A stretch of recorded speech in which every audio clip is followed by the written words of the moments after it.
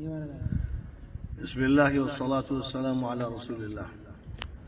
نحن الآن في مدرسة مير عرب، وهي المدرسة القديمة الشهيرة التي خرجت العلماء وأصحاب الإفتاء والمحدثين والمفسرين والفقهاء. لهذه المدرسة دور كبير في التعليم والتربية في بلد أوزبكستان، فإذا لابد أن تذكر. وهي المدرسة القديمة، ولكن قريبا أقيمت مباني جديدة لكليات العلوم الشرعية وأصول الدين وغيرها للبنات والبنين أيضا على مقربة من هذه المدرسة، ولكنها هي المدرسة القديمة. ونحن نرى أن المبنى هو ذو دورين، ولكن في كل دور آخر صغير، فهو 4 أدوار، والطلاب يقيمون فوق ويدرسون تحت في هذه الحجر. وأنا كنت زرت هذه المدرسة مع سماحة الشيخ أبي الحسن علي الحسني الندوي، ومع فضيلة الشيخ عبد الفتاح أبي غدة رحمة الله عليهما عام 93 و900 وألف. وكنت مكثت في هذه الغرفة لوقت قليل، وكان هنالك طلاب صغار يدرسون، لعلهم كانوا أبناء 15 سنة أو 17 سنة. كانت أسماؤهم بهرام وطاهر ولذيذ. أتذكر هذه الأسماء وقد ذكرتها في مذكراتي، فكنت أبحث عنهم، ولا شك بعد 30 سنة لعلهم يكونون أئمة وخطباء ومفتين. اس وقت ہم مدرسہ میر عرب میں موجود ہیں۔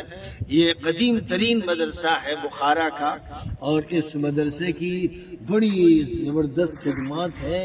جتنے بھی اس ملک کے بڑے بڑے مفتی حضرات اور نائب مفتی حضرات رہے، جن کو مملکت میں مفتی اعظم کا مقام حاصل ہوا، اور اسی طرح بڑے بڑے علماء وہ اس مدرسے سے ہی فارغ ہوئے ہیں۔ یہ سب سے پرانا مدرسہ ہے، یہاں تک کہ جس زمانے میں ملعون روسیوں نے یہاں قبضہ کیا اور پورے ملک میں لاکھوں انسانوں کو قتل کیا، تو یہ مدرسہ بہرحال محفوظ رہا۔ یہاں کے لوگوں نے اپنی حکمت سے اس کو بچا کے رکھا، اور بھی 3-4 مساجد ایسی تھی جن کو محفوظ رکھا گیا ہے۔ یعنی ٹیکس لگا دیا تھا روسیوں نے کہ جو اگر نماز پڑھو گے تو ٹیکس دینا پڑے گا، تو اس ٹیکس کو بھی برداشت کیا وہاں کے لوگوں نے کہ بھئی ٹیکس لے لو لیکن ہماری مسجد بند نہ کرو۔ تو بہرحال یہ مدرسہ میر عرب ہے۔ 1993 میں امام بخاری رحمۃ اللہ علیہ کی کانفرنس میں جب حاضری ہوئی تھی حضرت مولانا علی میاں صاحب رحمۃ اللہ علیہ کے ساتھ، اور حضرت شیخ عبد الفتاح ابو غدہ اور حضرت شیخ القرضاوی اور عبداللہ عمر نصیف اور بڑے بڑے علماء اس وقت عالم اسلام کے آئے تھے، اور ان کے ساتھ اس عاجز کو بھی یہ موقع نصیب ہوا تھا۔ اور اس وقت میں نے مشائخ الامام البخاری پر یہاں مقالہ پیش کیا تھا، اور بہرحال یہاں پھر بخارا حاضری ہوئی تھی، کانفرنس سمرقند میں ہوئی تھی، اور اس مدرسے میں حاضر ہوا۔ تو یہ سامنے جو کمرہ موجود ہے، یہاں پر میں نے دوپہر میں آرام کیا، اور 3 نوجوان طالب علم تھے، جن میں ایک کا نام بہرام تھا، ایک کا لذیذ تھا، ایک کا طاہر تھا۔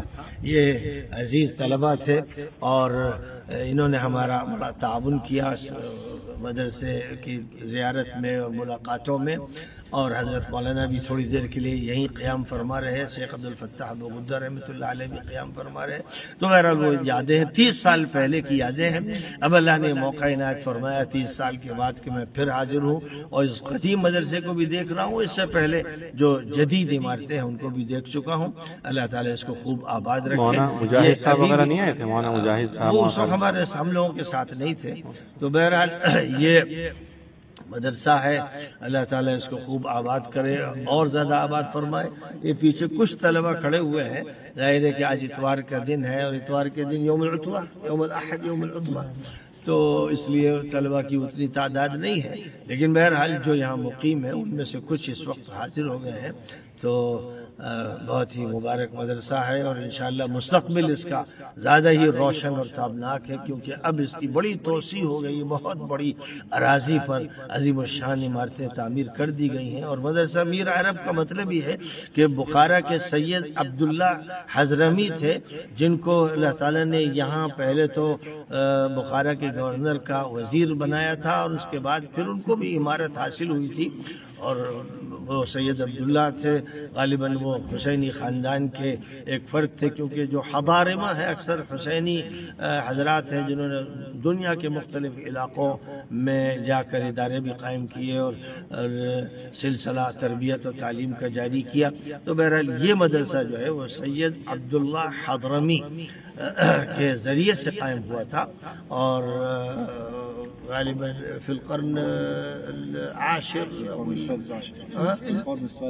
یعنی 10ویں صدی ہجری کے لگ بھگ اس مدرسے کا قیام ہوا تھا۔ بہرحال اس کی تفصیلات تاریخ میں موجود ہیں، تو اس کی بڑی خدمات ہیں اس ملک میں۔